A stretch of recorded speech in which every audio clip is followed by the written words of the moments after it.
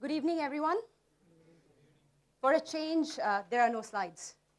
Because honestly, I think in your regular life, you go through slides every day, right? You came here with a purpose, and the purpose was that, can I learn something at the end of this session? So let it be about your learning and not about my gyan. Because if I have to give you gyan, I can just tell you to come to my office, right? When Ravi reached out to me and told me, Shom, we're going to have a session about how to build a brand through storytelling, I really jumped at it. I said, isn't that we do best every day?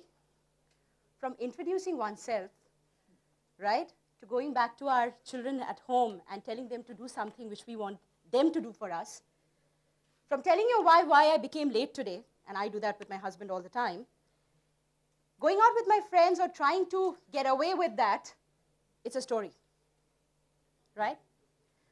So I welcome you all to this session of storytelling, and hopefully you will be able to take something back. And we'll make it as engaging as possible, and I'm going to share with you some of the people I've really helped and rather hear great stories from who've inspired me. I'm no different than you guys, actually. My emotional triggers are just like your emotional triggers. What excites you excites me every day. The only reason I'm standing here today is because somebody thought that I was capable of sharing my experiences with you, which may help you in some way. Some of you are already experts. You don't need a Shom to tell you, right? My dad ironically calls me the fake doctor in the family. I come from a family of surgeons. And when I decided to break away from that holistic dynast mentality, my dad said, you've gone mad. He said, you must be really mad. I've set up a hospital, worked so hard. Who goes to work? And what is marketing?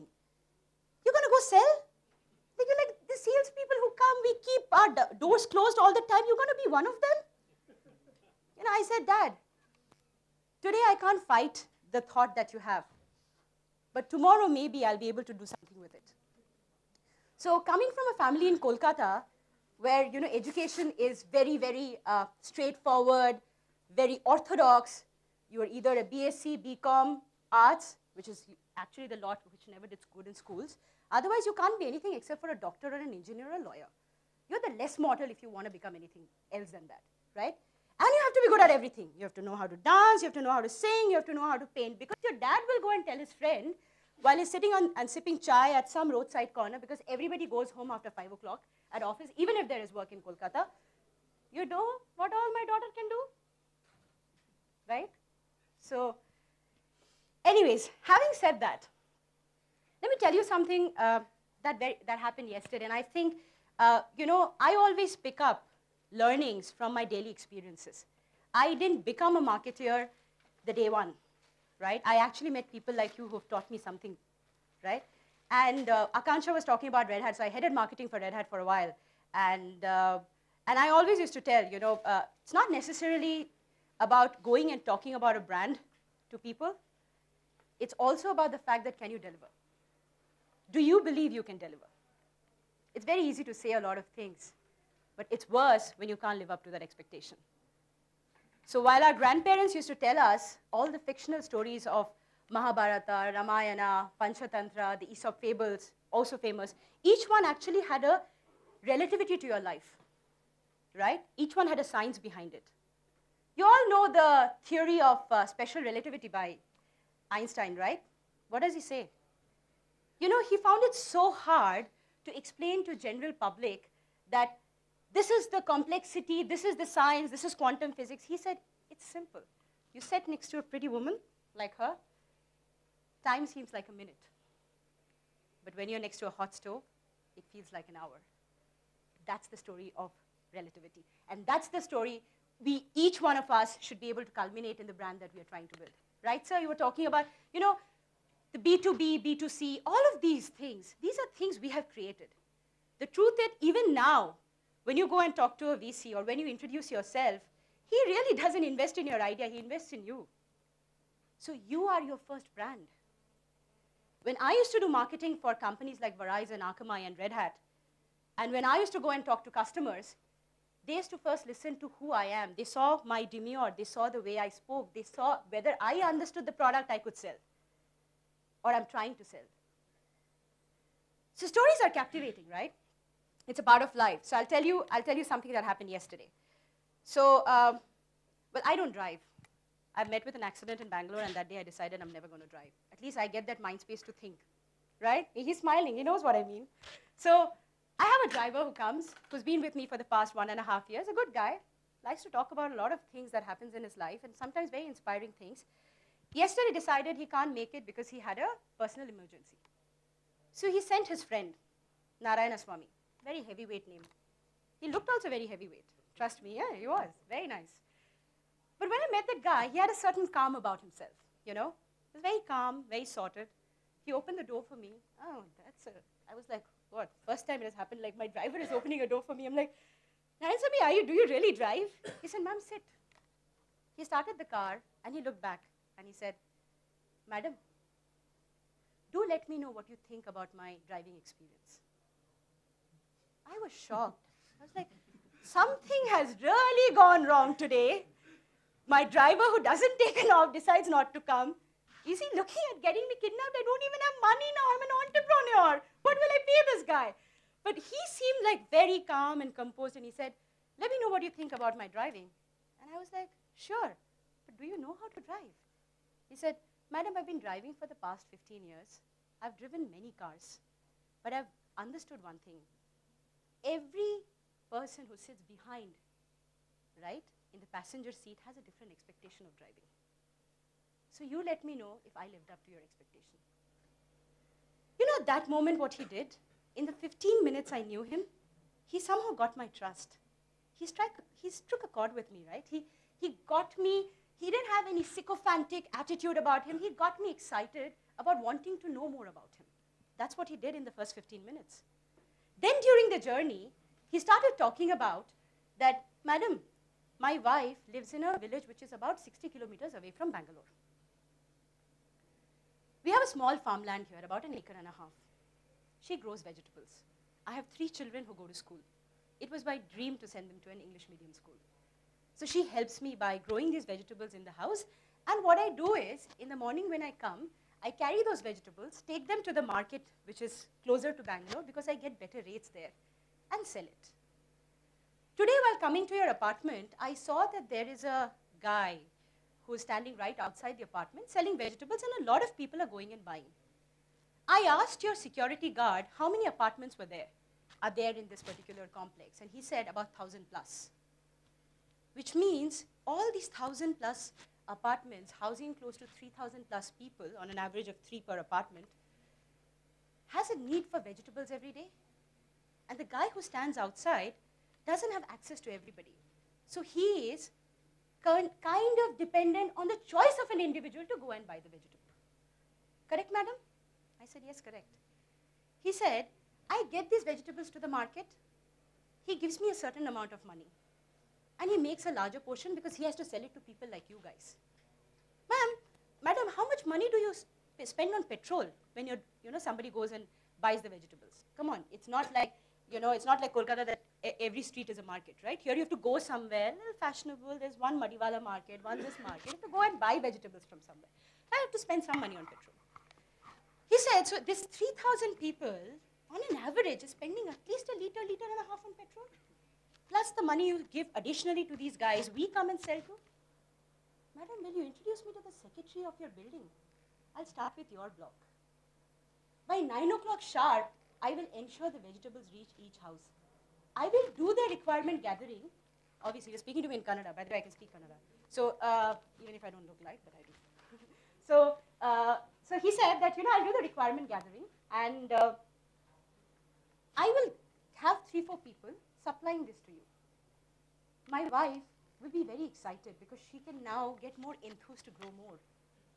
Madam, can I think you will be my first customer?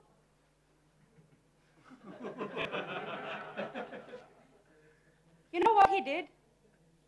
He built the trust. He validated his product. He utilized my time efficiently because I had no other choice to listen to him, no? I was in the car with him, what else will I do?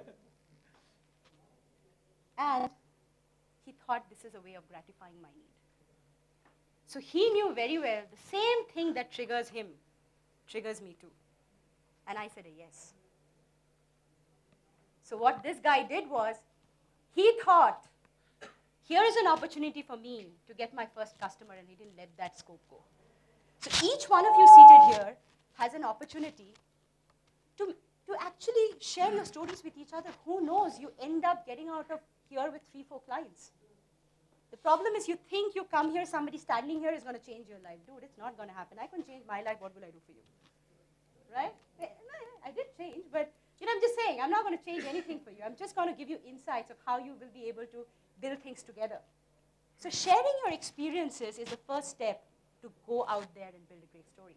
So if you are at the ideation stage, or if you are a very bootstrap, absolutely getting started entrepreneur, this is your platform to communicate with each other and figure out if that story has some power.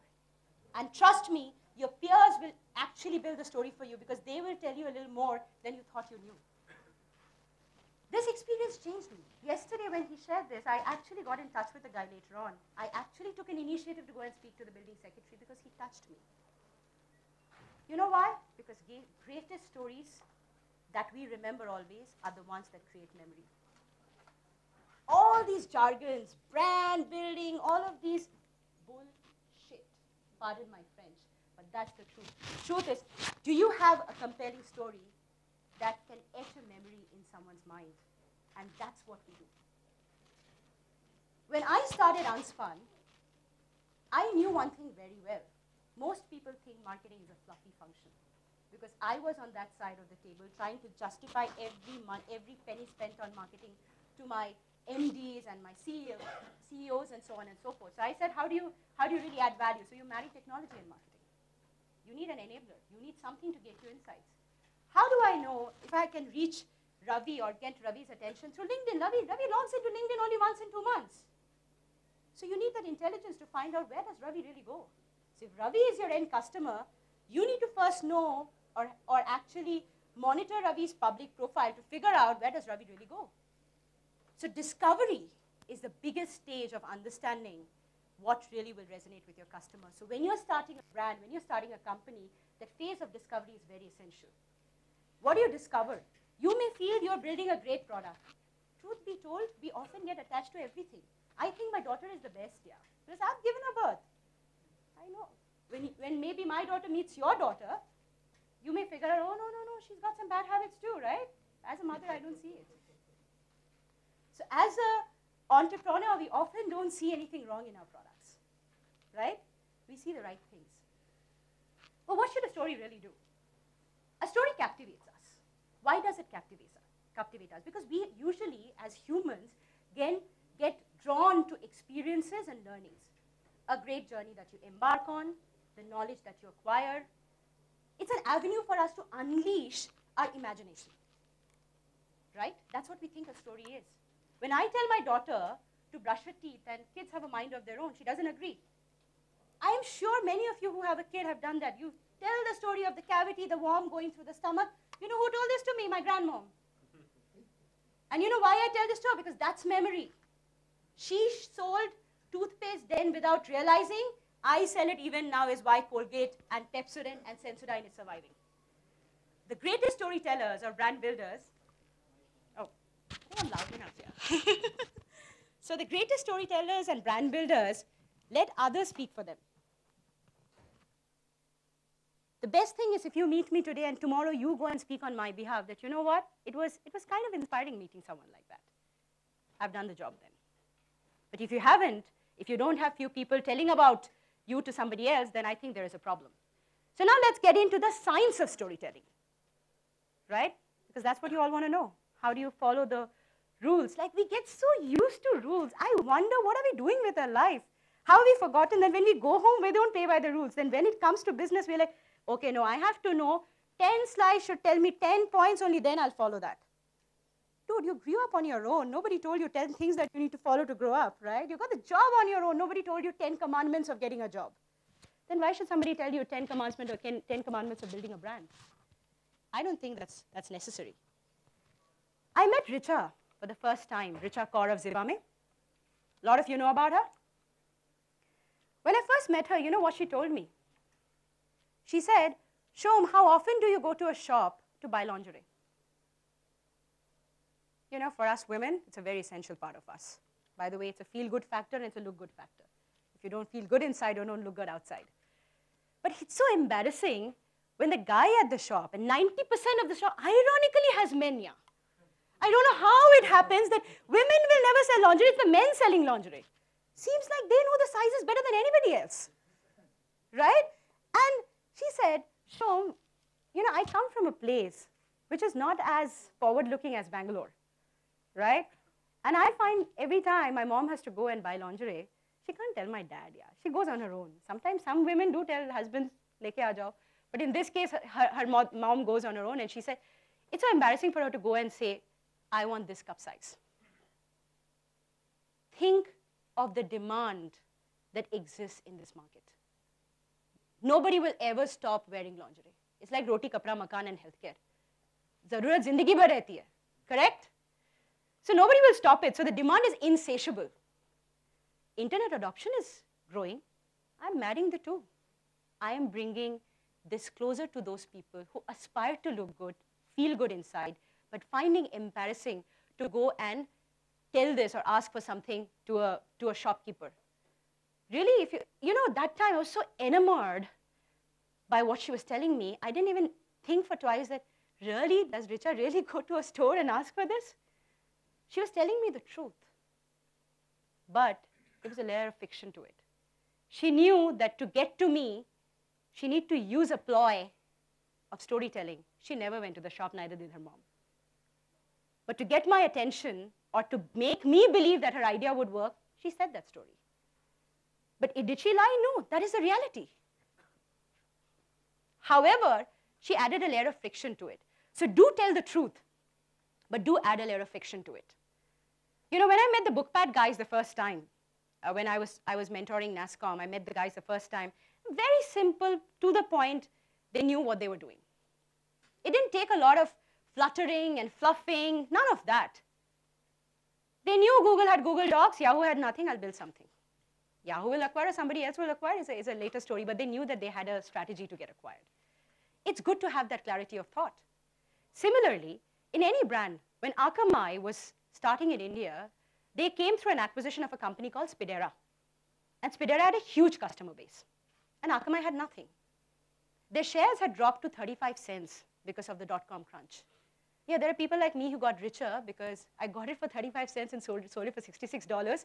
But that story aside, they were only targeting the B2B segment. That's what they were targeting. So they were targeting the people who were in media. They were targeting the people who had content need.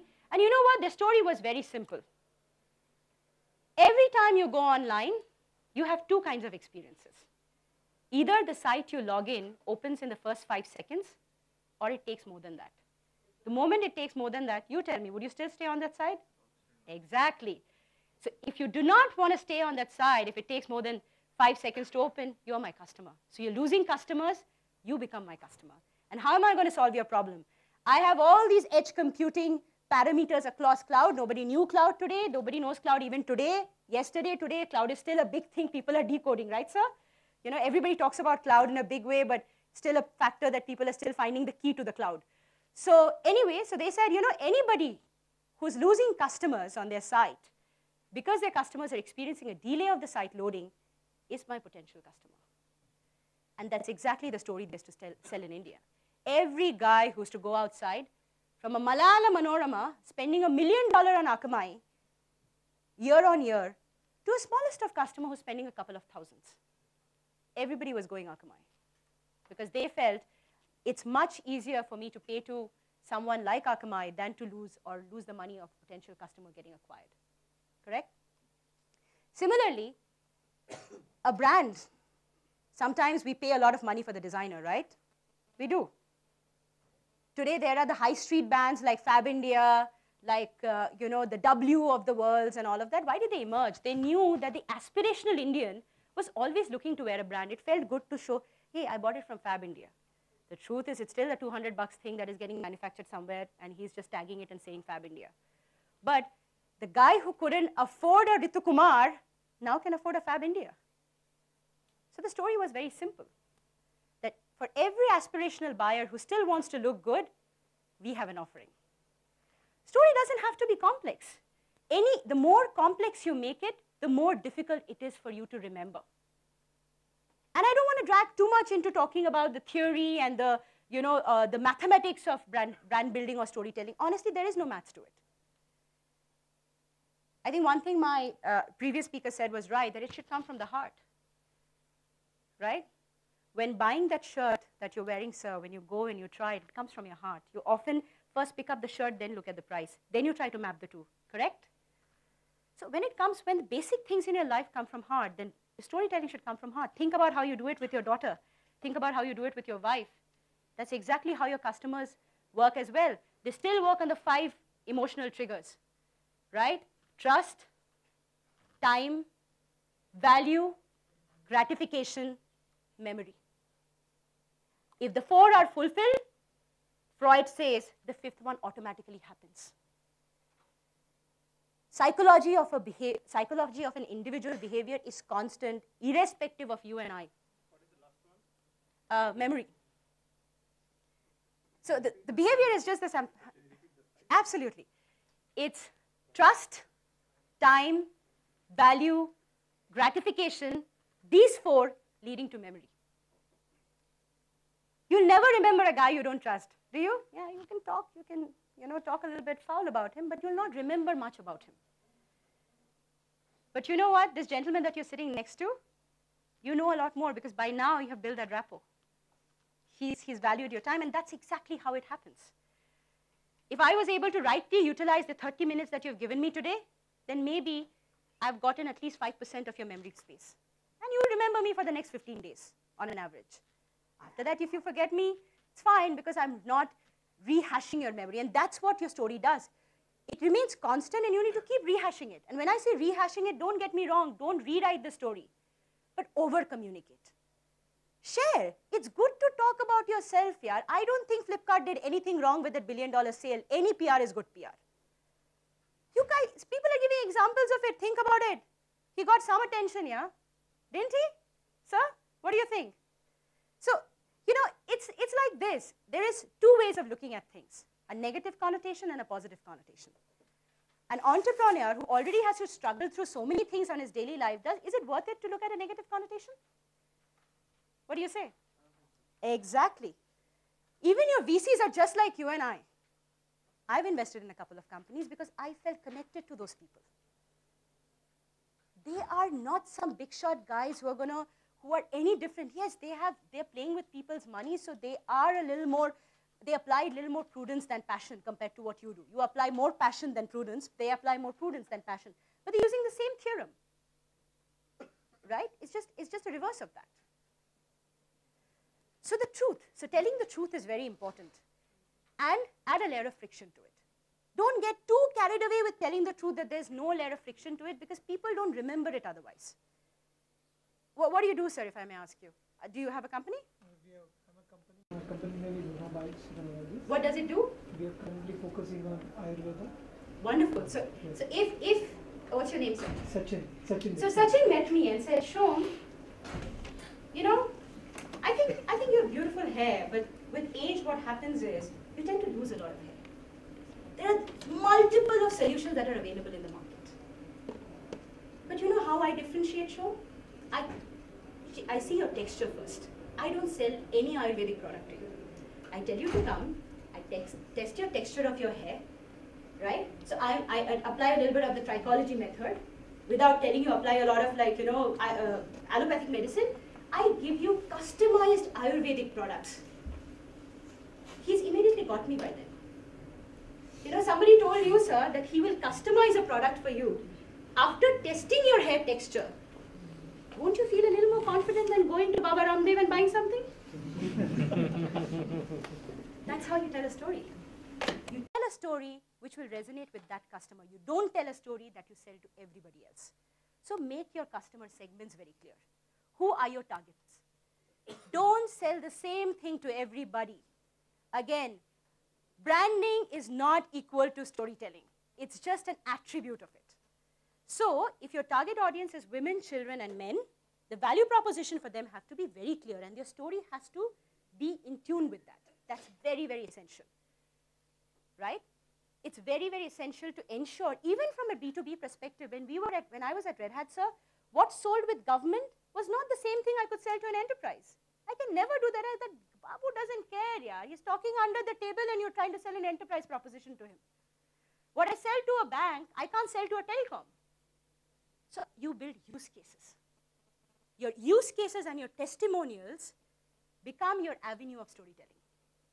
When somebody comes and lands on your site the first time, you only get 5 to 10 seconds of his attention. And by the way, it's a proven theory. You only get 5 to 10 seconds. So the first few parts of your website should communicate what you do. So how about he comes and identifies himself? Are you this user or are you that user? And then you take him through the journey and the experience. Let him tell you what he wants, then you trying to tell him what you believe he wants. Therefore, continuous market research is very essential to building a good story. Very, very essential. Surveys. We have so many. Why do we overlook it? I don't know. You guys are right here. I really am surprised. You know, I was told that this is extempore. Otherwise, I would have come and given you a piece of paper and got some input because each one of you will contribute to me becoming better. Each one of you should carry a piece of paper where you can say, this is what I do. Why don't you give me your feedback? That's how you network. That's how you learn. That's your process of research. It should be continuous. Once you start doing it, it becomes a habit. When you hand a business card, hand a bit of questionnaire. Yeah? Nobody will. Once you build a rapport, do you think he'll tell you a no if you tell him while you're listening to this lady, yeah, fill it up for me? He will not. I think, Ravi, would you not do it for me? So I think it's very human. And therefore, when we are all in that same thinking process, why do you isolate and think somebody else's behavior is completely different than what you behave? Right? That's the positive outlook.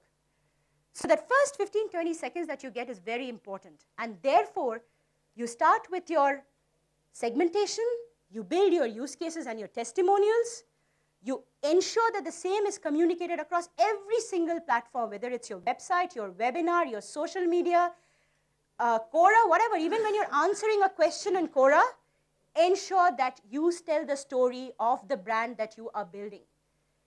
Don't generically answer a question. Try and incorporate your brand identity or your brand story within that answer. That's how you build resonance. That's how you build recall. That's how you build memory. While coming today, I often look at these hoardings, they're very enticing. They gravitate me in a very different way. So while I was looking at a hoarding, when you take a turn from, from Bangalore Club, there's a hoarding of Adarsh Properties. A man, his wife, 2 kids, and a dog. You know what it does to you? It makes you smile. Because, like a fairy tale, every story should have a happily ever after. That's what your brand should do. That's what your story should do. That's what your product should do. Your product should have a situation. In a theater act, there is first a situation, a chronicle to a conflict, a resolution. The only thing that differs in business is a call to action. If you get these 4 in place, a situation, a chronicle to a conflict, because you are building that situation, you're making them believe it exists. I have a client called ChargeBee. He does, subscription billing, right? How many? There are thousands of subscription billing solutions today. But he wants to target the media segment for subscription billing. So he builds a situation for media, making them believe your need exists. Then he uses a chronicle to the conflict. He says, these are the challenges you may face with others and how I solve it. He gives a resolution, which is basically his product, and the call to action is, hey, would you go for a trial? That's how you build your story. That's how you build it. So, guys, I'm out of time, and I don't want to drag it, so I'm going to say this. We all believe in happily ever after, so let your product be about that. Thank you so much for listening to me today. I really appreciate it.